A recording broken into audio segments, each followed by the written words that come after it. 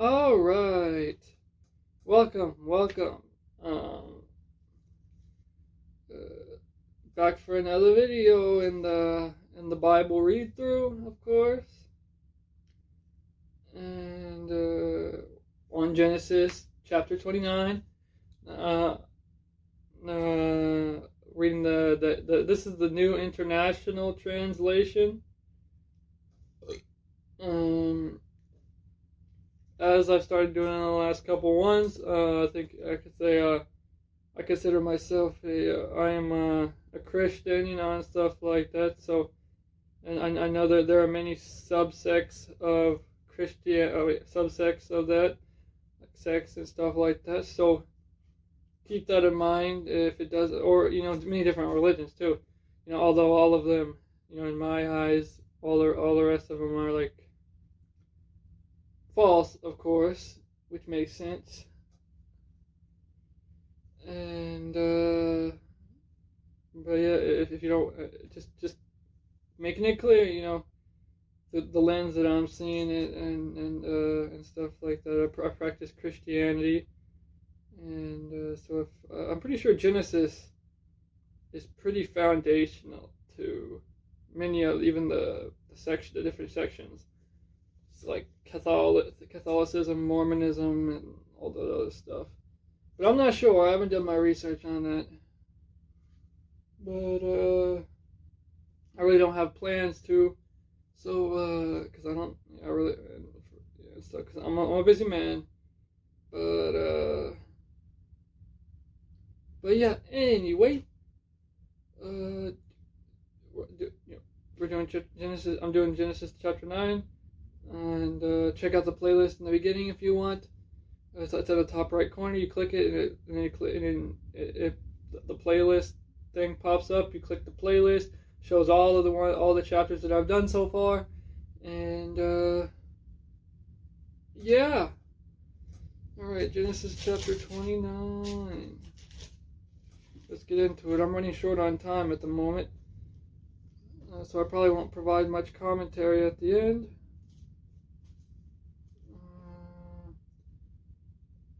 This is about Jacob going. Jacob finally gets to the place that he needs to get a wife or whatever, according to her mother and father's wishes, to not marry in the land that they are. So go back to the land of the relatives and get a wife and stuff. Anyway, then Jacob continued on his journey and came to the land of the eastern peoples. There he saw a well in the field with 3 flocks of sheep lying near it, because the flocks were watered from that well. The stone over the mouth of the well was large. Then when all the flocks were gathered there, the shepherds would roll the stone away from the well's mouth and water the sheep. Then they would return the stone to its place over the mouth of the well. Jacob asked the shepherds, "My brothers, where are you from?" "We're from Haran," they replied. He said to them, "Do you know Laban, Nahor's grandson?" "Yes, we know him," they answered. Then Jacob asked them, "Is he well?" "Yes, he is," they said. "Here comes his daughter Rachel with the sheep." "Look," he said, the sun is still high. It is not time for the flocks to be gathered. Water the sheep and take them back to pasture."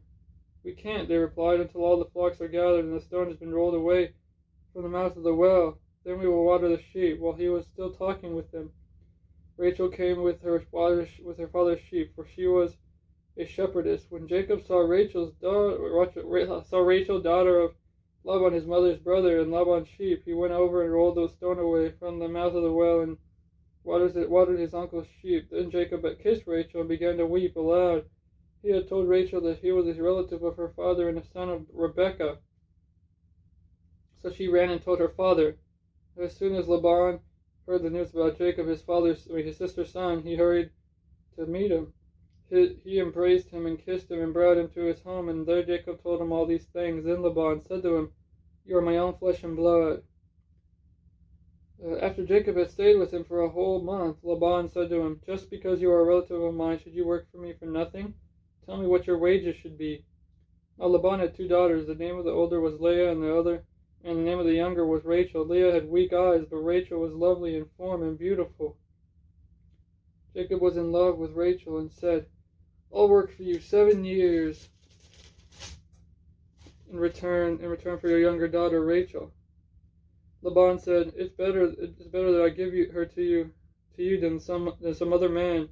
Stay here with me." So Jacob served 7 years to get Rachel, but they seemed like only a few days to him because of his love for her. Then Jacob said to Laban, "Give me my wife. My time is completed, and I want to lie with her." So Laban brought together all the people of the place and gave a feast. But then when evening came, he took his daughter Leah and gave her to Jacob, and Jacob lay with her. And Laban gave his servant girl Zilpah to his daughter as her maidservant. When morning came, there was Leah. So Jacob said to Laban, "What is this you have done to me? I served you for Rachel, didn't I? Why have you deceived me?"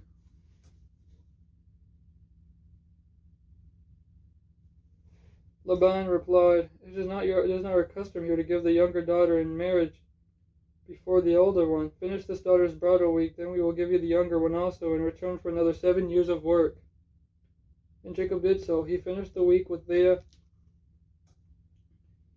and then Laban gave him his daughter Rachel to be his wife. Laban gave his servant girl Bilhah to his wife Rachel as her maidservant. Jacob lay with Rachel also, and he loved Rachel more than Leah, and he worked for Laban another 7 years. When the Lord saw that Leah was not loved, he opened her womb, but Rachel was barren. Leah became pregnant and gave birth to a son. She named him Reuben, for she said, "It is because the Lord has seen my misery. Surely my husband will love me now." She conceived again, and when she gave birth to a son, she said, "Because the Lord heard that I am not loved, he gave me this one too." So she named him Simeon. Again she conceived, and when she gave birth to a son, she said, "Now at last my husband will become attached to me, because I have borne him 3 sons." So he was named Levi. She conceived again, and when she gave birth to a son, she said, "This time I will praise the Lord." So she named him Judah. Then she stopped having children. Alright, that was chapter 29. Yeah, I kind of thought about that with Judah, because later on, we learned that we have Israel, and Jacob brings them out of Egypt and stuff, and I think that's where Israel is established, and then Israel ends up splitting into Judah and Judah and Israel, I believe, and then that makes sense that they would call them Judah, because from what I understand, Israel, the part that split to Israel, became started embracing other religions and false idols, and engaging in many sinful acts and stuff that go along with with those other religions and stuff. And Judah was split off because Judah kind of kept the practices that at least more and stuff. So that's what the split was. So that makes sense that they would name it Judah, because they were still loyal to, I guess, Judaism and God and stuff at the time. Because I don't think Christianity was a thing until Christ was born. Because Jesus Christ, Christianity, and stuff like that. But I'm not 100% sure. Like the statements I'm making are not fact checked. Just to be clear.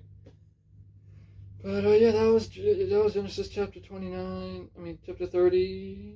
I think chapter 29. Yeah. Cause I haven't even read 30 yet. Gonna read 30 tomorrow morning, and then all right. I gotta head off to work. So yeah, I'll catch you guys in the next one.